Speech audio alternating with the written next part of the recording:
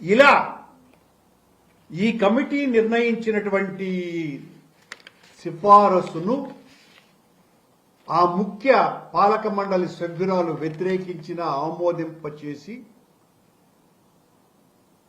అవినీతికి తెర తీసినారు.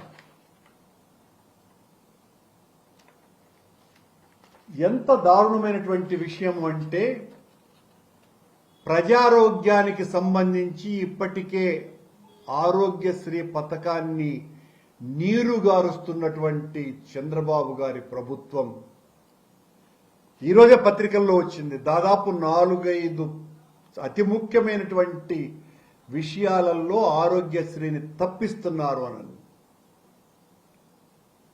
ఆ స్విమ్స్ బర్డ్ హాస్పిటల్లో తెలుగుదేశం పార్టీకి ఊడిగం చేసేటువంటి వ్యక్తులకు అక్కడ ఉన్నటువంటి మందుల షాపులను ఆల్రెడీ కట్టబెట్టారు. ఈ రోజున ఇంత కీలకమైనటువంటి నిర్ణయమే తీసుకున్నారు. దారుణమైనటువంటి ఆలోచన చేసింది పాలక మండలి లోకేష్ ఒత్తిడితోటి. మరి ఆ రోజున అన్ని మాటలు మాట్లాడినారే మా మీద,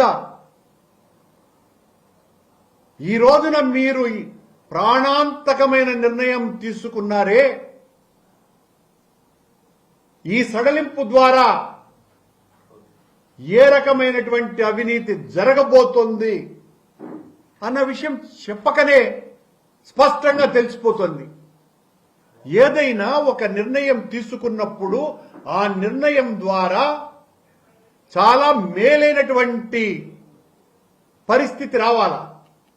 అలా కాకుండా ఈ మందులను ఎక్కువ మంది సరఫరాదారులకు అవకాశం కల్పించాలా అన్నటువంటి నిర్ణయం తీసుకోవటం ద్వారా నాసిరకం మందులని, నాసిరకం సామగ్రిని సరఫరా చేసే అవినీతి పరులకు అవకాశం ఇవ్వటం తప్ప మరొకటి కాదు. All India institute of medical sciences మరియు దేశంలోని ఇతర అగ్రగామి వైద్య సంస్థలలో అనుసరిస్తున్నటువంటి కొనుగోలు నిబంధనల్ని, వ్యవస్థలని స్వీకరించటానికి బదులుగా, ఆ రీతిలో అమలుపరచటానికి బదులుగా టీటీడీ దేవస్థానం ఆసుపత్రులలో ప్రాణరక్షక మందుల కోసం కొనుగోలు విధానం విషయంలో ఎందుకు ఈ దిగజారుడు ప్రయత్నం జరిగింది? దీన్ని వెనుక ఉన్న కుట్ర ఏంటి? దీని మీద విచారణ చేయవలసినటువంటి అవసరం ఉన్నది. దాన్ని డిమాండ్ చేస్తున్నాం. ఇది నారా లోకేష్ గారి పాత్ర ఈ రాష్ట్రంలో అవినీతి విలయతాండవం చేయటానికి ఆయన గారు తీసుకున్నటువంటి రెడ్ బుక్ రాజ్యాంగం ద్వారా ఒకవైపున హింస, మరొక వైపున అవినీతి కరాళ నృత్యం చేస్తున్నాయి రాష్ట్రంలో. చివరకు టీటీడీ లాంటి ధార్మిక సంస్థను కూడా వదలకుండా వాళ్ళిష్టం వచ్చినట్టుగా దాన్ని కూడా పట్టి పీడించేదానికి పూనుకున్నారు. ఈ రోజున మందుల సరఫరా విషయంలో కూడా, శస్త్రచికిత్సల పరికరాల కొనుగోలుకు సంబంధించిన వ్యవహారంలో కూడా పెద్ద ఎత్తున అవినీతి చేయటానికి ఈ తతంగం చేస్తున్నారు. అలాగే బర్డ్స్ లోను, స్విమ్స్ లోను కొనేటువంటి పెద్ద యంత్రాలకు సంబంధించిన టెండర్లలో గోల్మాల్ జరుగుతున్నది. టెండర్లు పేరుకు L1 పేరుతో చేస్తున్నారు.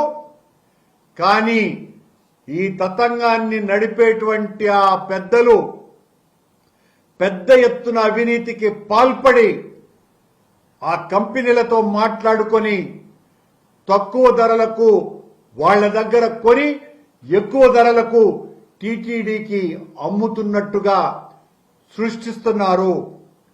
ఇది ఈ రోజున పేద ప్రజల జీవనాడిగా రాయలసీమకే ప్రాణప్రదాయనిగా ఉన్నటువంటి స్విమ్స్, దేశంలోనే అగ్రగామి ఎముకల ఆసుపత్రి అయినటువంటి బర్డ్స్, ప్రపంచంలోనే ప్రఖ్యాతిగాంచుతున్నటువంటి చిన్నపిల్లల ఆసుపత్రిలో వైద్య పరికరాలకు, మందులకు సంబంధించిన దారుణం ఇంత ఘోరంగా ఉన్నది అన్న విషయాన్ని బయట పెడుతూ దీని మీద విచారణ చేయాలి, వాస్తవాలు బయటికి రావాలి.